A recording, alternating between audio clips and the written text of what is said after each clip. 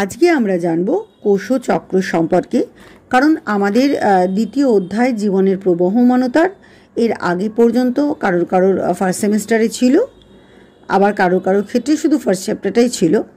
কিন্তু মোটামুটি বেশিরভাগ স্কুলেই কোষচক্র থেকে দ্বিতীয় সেমিস্টার বা সেকেন্ড সেমিস্টারের প্রিপারেশন শুরু হবে। তাই আমরা কোষচক্র সম্পর্কে আজকে জানব এবং সেখান থেকেই আমরা দ্বিতীয় সেমিস্টারে পড়াটা শুরু করব।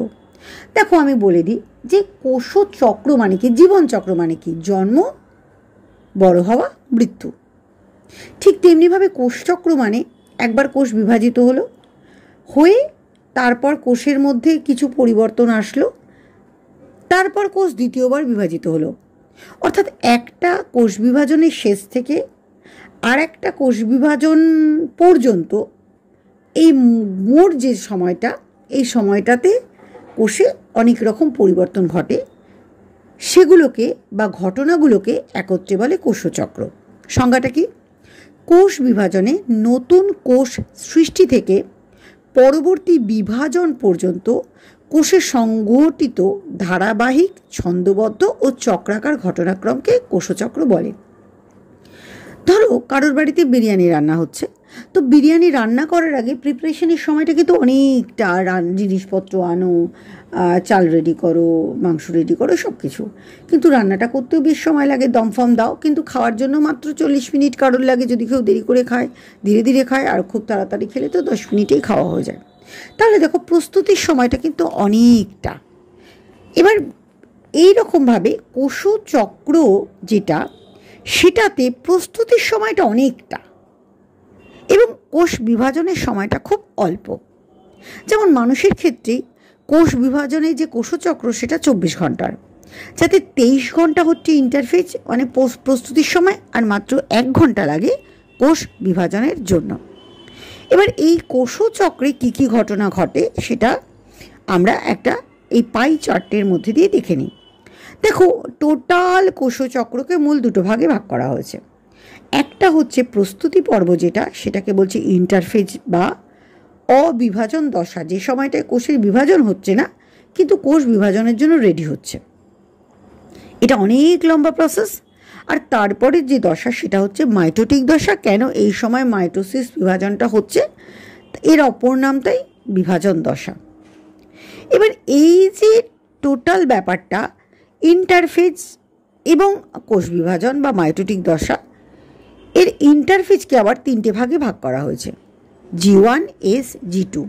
মাইটোটিক দশাটাকে আবার 2 ভাগে ভাগ করা হয়েছে, একটা ক্যারিওকাইনোসিস বা নিউক্লিয়াসের বিভাজন, আর একটা সাইটোকাইনোসিস বা সাইটোপ্লাজমের বিভাজন।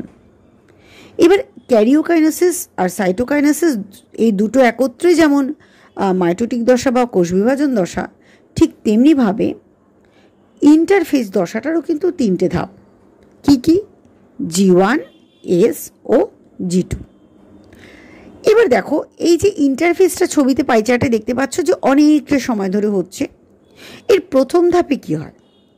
প্রথম ধাপে যেহেতু কোষ বিভাজিত হয়ে সংখ্যায় বাড়বে, তাই সংখ্যায় যদি বাড়ে, কোষের সংখ্যা যদি বাড়ে, তাহলে পরে ডিএনএ বেশি লাগবে। তাই সেই ডিএনএটা যখন সংশ্লেষ হবে, তার আগে G1 দশাতে ডিএনএ সংশ্লেষের জন্য যা যা প্রিপারেশন কোষের দরকার তা নিয়ে নেবে। দেখো, একটা কঠিন কাজ করার পর মানুষের কিন্তু একটু রেস্টের দরকার। ঠিক তেমনিভাবে কোষের ক্ষেত্রে বিভাজন একটা অত্যন্ত গুরুত্বপূর্ণ দশা এবং অনেকটাই পরিশ্রম সাধ্য কোষের জন্য। তাই তারপরে G1 দশাতে কোষ ততটা অ্যাক্টিভ থাকে না, খালি আরএনএ প্রোটিন সংশ্লেষ হয় আর কোষের অঙ্গাণুগুলো দ্বিত্বকরণ হয়। তাই এটাকে G1 বা গ্যাপ 1 দশা বলছে। এরপরে আসছে সিনথেসিস দশা বা এস দশা। এই যে এস দশা বা এস ফেজ, এই ক্ষেত্রে কি হয়? এই ক্ষেত্রে দেখো, গ্যাপ 1-এ কোষ একটু স্থিতিশীল হয়েছে, একটু রেস্ট নিয়েছে, তাহলে এস দশাতে কোষ অনেক বেশি অ্যাক্টিভ হয়ে যায়। অ্যাক্টিভ হয়ে সে কী করে?